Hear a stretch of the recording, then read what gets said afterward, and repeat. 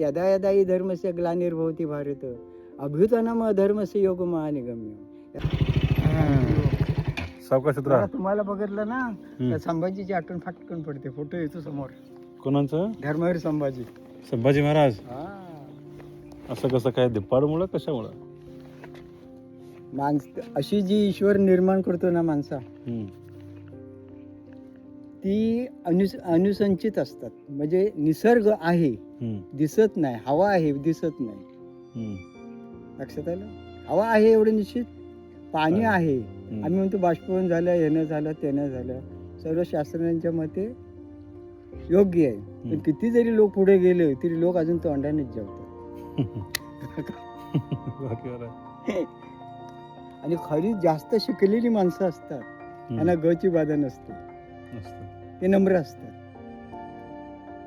त्यांचं ड्रेस, त्यांची राहणी, त्यांची एकदम साधी असते, पण त्यांचे विचार मोठे असतात, गगनाला भिडण्यासारखे असतात. तुमचे विचार मागे पण ऐकले होते मी.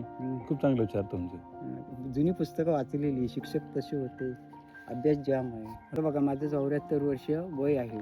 तुम्ही काय आता जेवढं वयस्क नाही, एक सांगतो आपल्या पण कोणता चांगला नाही ना करता येत करू नका, पण वाईट नाही करायचं.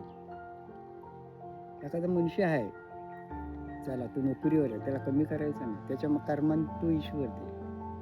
पण आपल्यापासून त्याला जेवढा सांभाळता येतो तेवढा सांभाळायचा. अति इथं गेलं,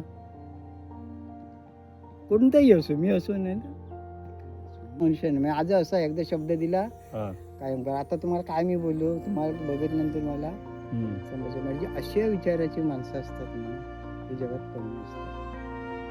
सोनं जरी किती प्युअर असलं तरी सोनारला ते गाडावंच नाही. कमल कितीही जगात श्रेष्ठ काय आहे, गुलाबाचं फूल, शेवटी त्याला काटे आहे. कमलाचं फूल विष्णूचं म्हणजे वाहन आहे ते,